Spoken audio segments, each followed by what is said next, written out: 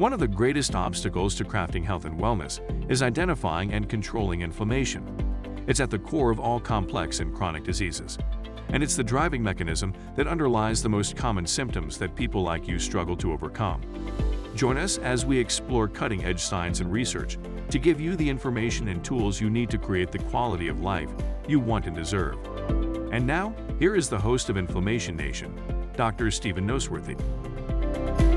So let's talk about the next hormone in our list. And, let me just reiterate something I said in the last episode is that even though we could theoretically rank hormones in positions of ultimate or universal importance, it's very difficult to do that simply because hormones work very much in an interdependent manner. We started with thyroid simply because thyroid seems to have the most universal application, since every cell and every tissue, with the exception of red blood cells, actually has receptors for thyroid hormones. And these are pretty much evenly distributed throughout the whole body. And all other hormonal systems, whether we're talking about reproductive hormones, even cortisol, they work better when thyroid hormone is sufficient. And I also included in that how the insulin receptors work better when thyroid hormone levels are optimized as well. And so why don't we talk about insulin, since there seems to be a very important relationship between thyroid hormones and insulin in and of itself deserves a very high place, because when you look at, let me say it this way, if you want to know which hormones are perhaps most important to look at and be concerned about, look at the hormones that are involved in the chronic and frequent diseases that we suffer with in industrialized countries. Certainly there's no shortage of thyroid hormones or hormone disorders and hypothyroidism. Certainly there's no shortage of hyperglycemic, hyperinsulinemic disorders. Let's translate that into words like prediabetes and diabetes. And there's certainly no shortage of reproductive hormones and so on. And so we can just kind of look at what's going on in the world with ourselves or with people around us to know which are the most important hormones for us to focus on. So we started with thyroid.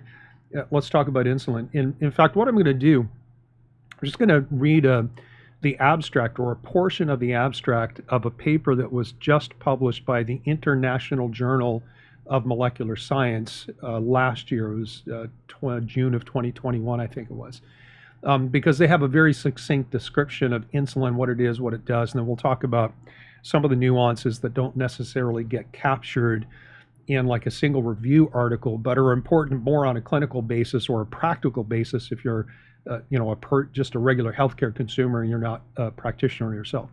So this is reading from the abstract there. Insulin is a polypeptide hormone. It just basically means amino acids or protein based. It's a polypeptide hormone that's mainly secreted by the beta cells in the islets of Langerhans of the pancreas. Doesn't matter what cells, it's the pancreas that makes them.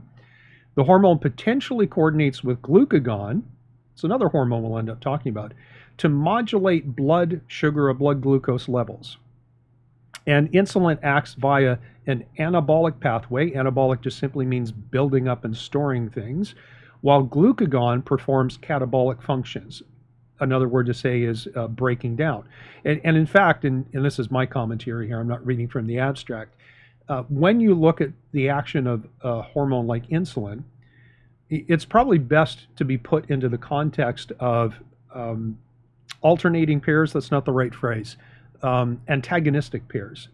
Insulin does certain things. Glucagon does the exact opposite. And, kind of mentally in your mind, just hold a picture of a couple of kids on the seesaw. When one goes down, the other one's got to go up.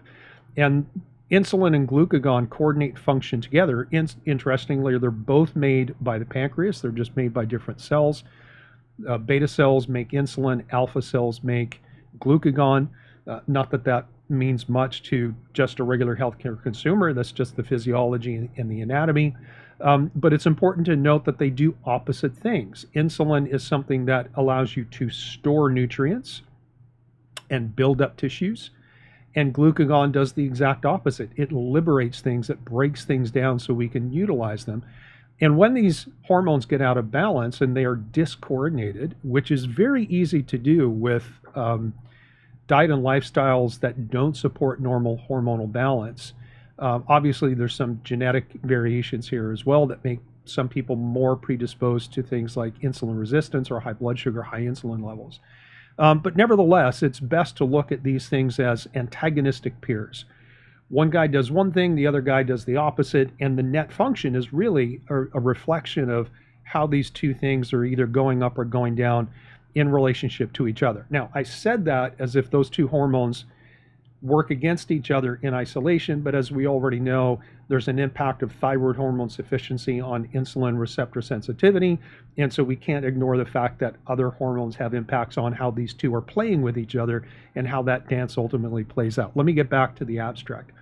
Insulin regulates glucose levels in the bloodstream and induces glucose storage in the liver, in the muscles, and in the adipose or in the fat tissue, resulting in overall weight gain. And ultimately, at the end of the day, it doesn't mean if you have some insulin, you're going to gain body fat. It just means that if your insulin levels are too high, one of the outcomes of that is you have stored too much in your cells.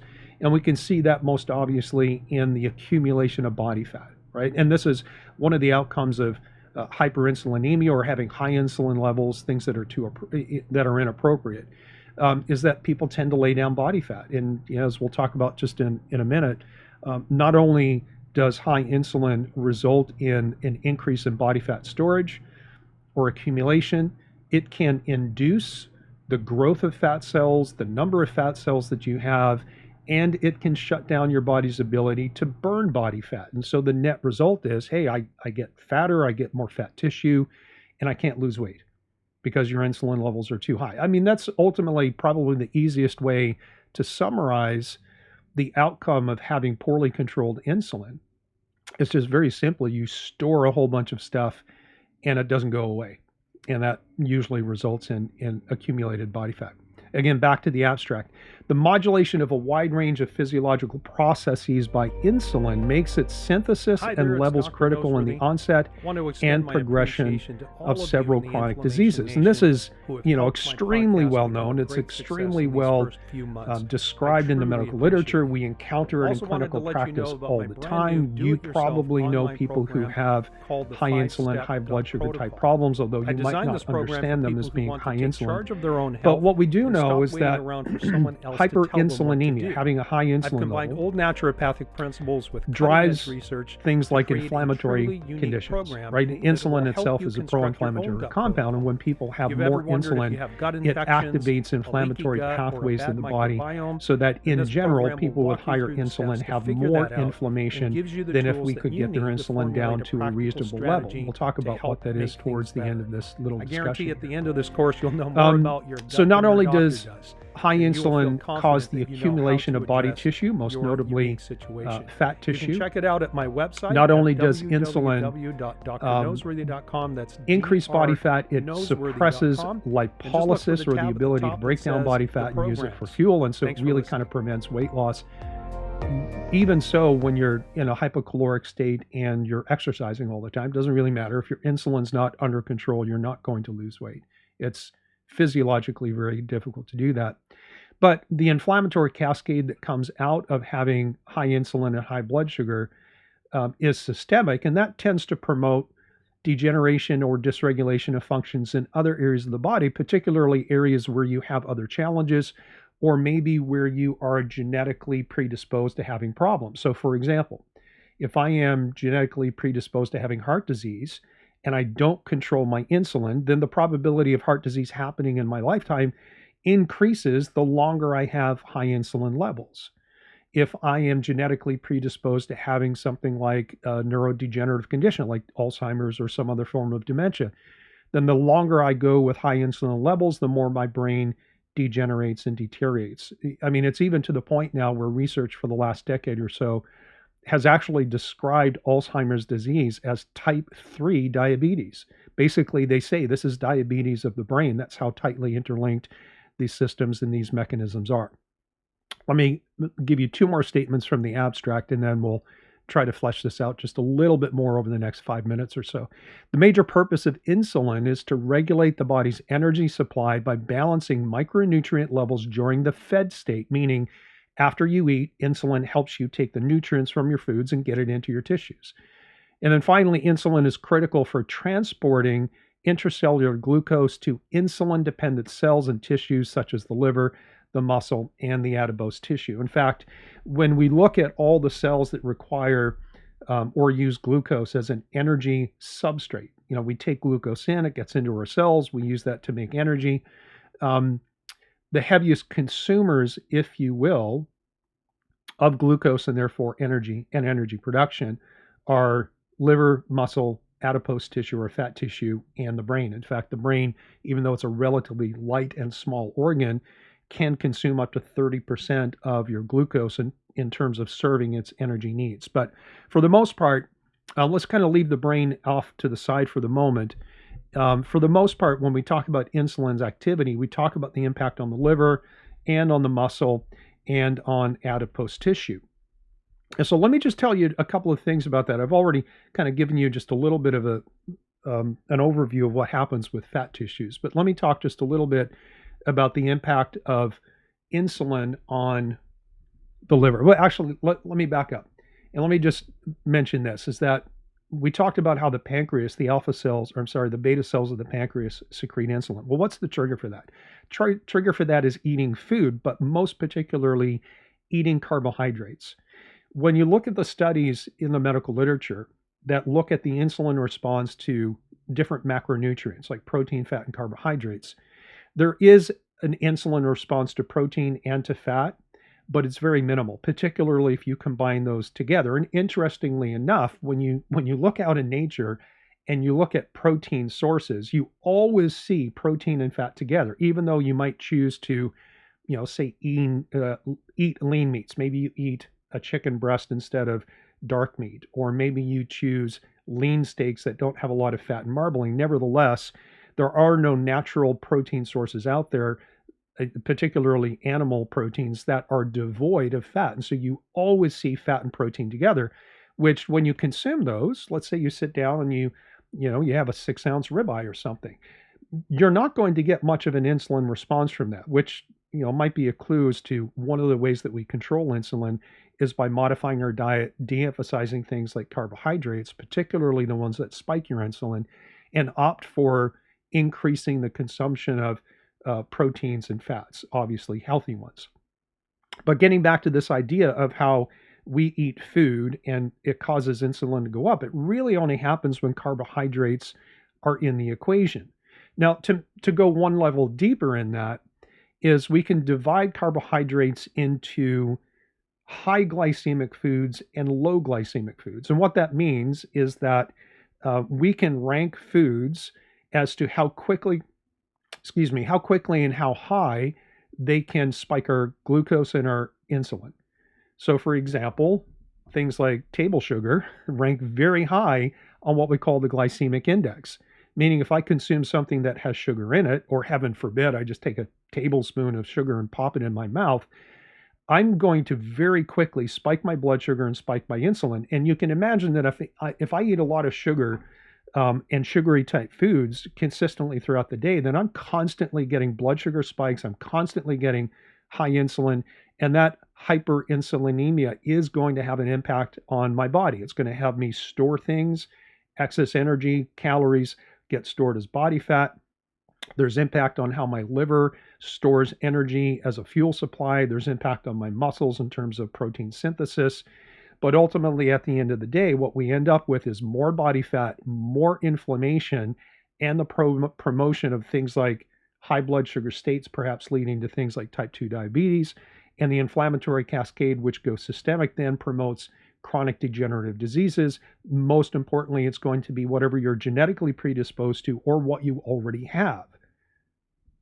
Let me just give another potential example. Let's say that I've got rheumatoid arthritis and my hands are all stiff and painful and the knuckles are kind of misaligned just because the cartilage degenerates.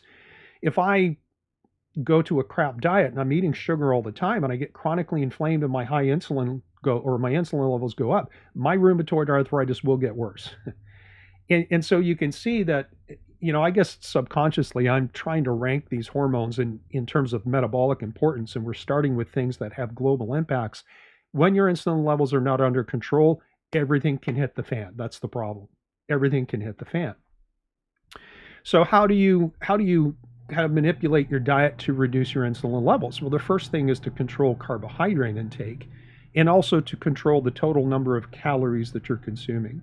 But most importantly is to opt for carbohydrates that are low glycemic.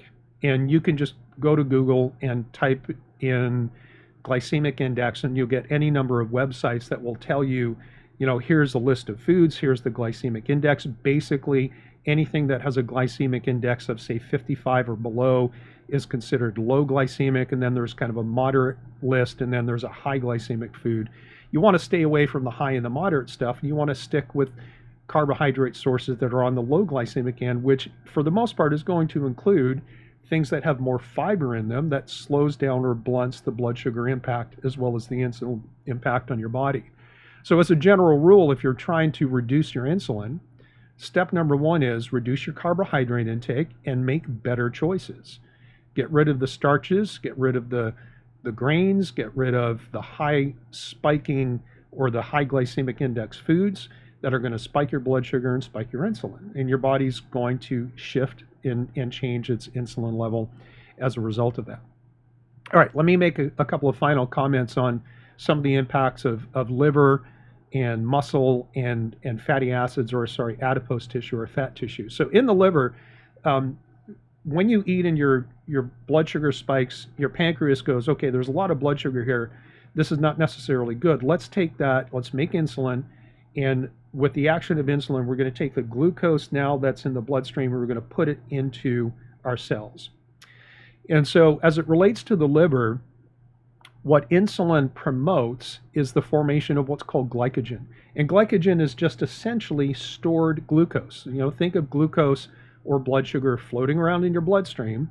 Well, if you take a whole bunch of glucose molecules and connect them together into a longer molecule of multiple glucose units, that's what we call glycogen. And so in your liver, also in your muscles, you have these glycogen stores, which means that if I decide to skip a meal and I need some fuel, glucagon then can activate what's called glycogenolysis, which is where we take glycogen out of the liver and out of the muscles and break it down and liberate it, if you will, put it into the bloodstream so we can use it as a fuel source. And this is part of the design of how the human body works, is that if I don't consume food, I still have ways to make energy.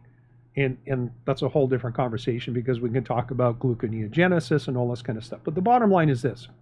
As it relates to liver, when your insulin levels go up, you take glucose out of the bloodstream and you form this thing called glycogen, which is essentially glucose stored in your liver. The problem is this, is that when your liver storage compartment gets full, where does the glucose go? Well, we know it can go into muscles, and so there is muscle glycogen.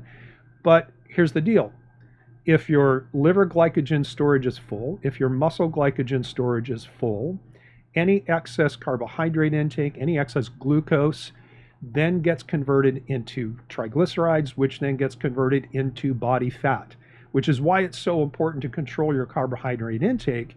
Not only does it help to promote normal body composition, the balance between lean muscle mass, bone, as well as fat tissue, it also helps to control the insulin levels that are being produced. The more carbohydrates you eat relative to your carbohydrate tolerance, the higher your blood sugar is, the higher your insulin is, the higher your inflammation is, the more you stuff glycogen into your liver and your muscles, and then you overflow any excess into triglycerides and ultimately into body fat. Now, that's a lot. Let me talk about muscles just very briefly here. Part of the anabolic impact of insulin is to take glucose into the cell, right, to store as glycogen to use as energy for the muscles themselves.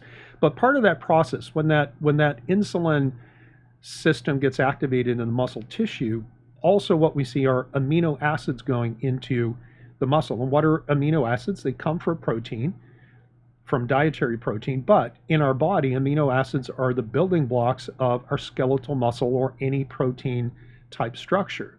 And so with higher levels of insulin, we get an influx of glucose into the cells, into the muscle cells, along with an influx of amino acids to actually make proteins. Now that's kind of a razor's edge. And a lot of these hormonal systems have what we call U-shaped curves, where the impact of insulin does one thing at a low level and it does something else at a higher level.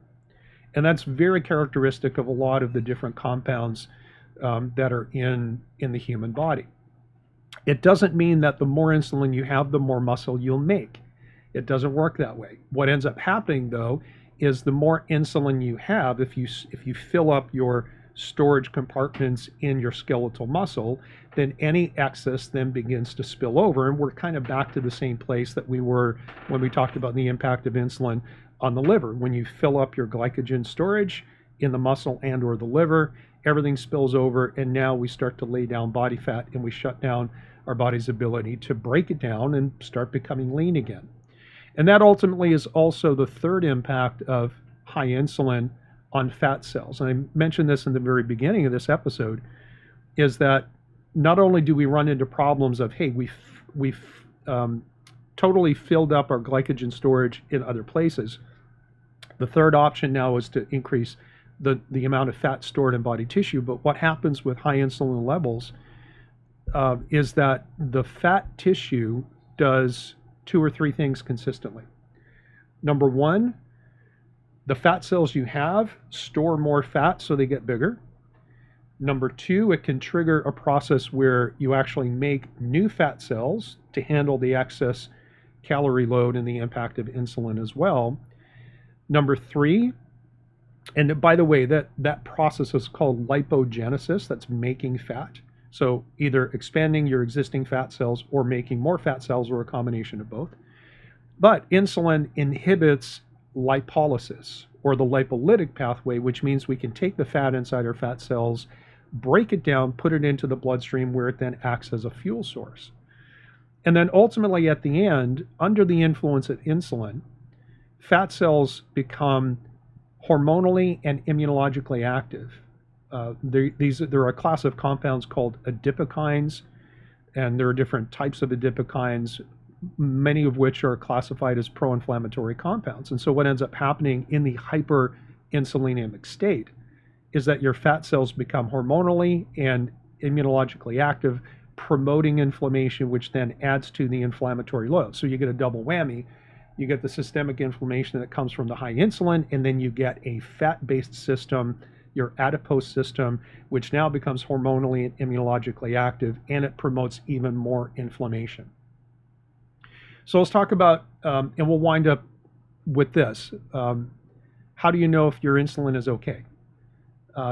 Don't pay attention to the laboratory range, because that's a statistical average of general populations, and there's a lot of people these days that are overweight, hyperglycemic, hyperinsulinemic, and so the laboratory reference ranges typically are reflecting the insulin levels of a sick population. It is not okay to have double-digit insulin levels. It's not okay to have insulin that's 19, 20, 21, etc. What you want to shoot for initially is you want to shoot for single digits. Whatever your fasting insulin is, and you have to have a fasting insulin to figure this out, not after you've eaten something for breakfast. You go get your labs done, ask your doctor, order a fasting insulin level. Your first goal, if it's elevated, is to get it into the single digits. And then once you're in the single digits, your goal is to get it down around 4 or 5. And there is some consistent evidence that the lower these levels are, you'll never have 0, that's okay. But when we're down around 4 or 5, we're doing a lot to control the metabolic cascade that comes out of having high insulin levels. Now, obviously, there's a lot more that we could say about insulin as well as thyroid, which we did in our last episode. But I'm going to leave it there because we're trying to keep these lessons in these episodes short and quick and kind of focus on the highlights. So here's the final caveat. Control your carbohydrates. If you eat carbs, consume enough for your own metabolism. Make sure they are low glycemic. Get your fasting insulin measured. And if it's elevated, your first goal is by controlling your carbohydrates and exercising to get your insulin levels into the single digit area. All right, we'll talk next time. Thank you so much for listening to the Inflammation Nation. If you found this episode valuable, please rate, review, and subscribe to our podcast. Be the first to know when a new episode drops so that you can stay on top of your game. It also helps others like you find the answers they need. And why not head over to my main website, drnoseworthy.com, that's drnoseworthy.com, to explore my personalized functional medicine coaching programs, submit a question to the podcast, maybe take a quiz, or even reach out to me using the contact form that you can find there. We'll see you next time.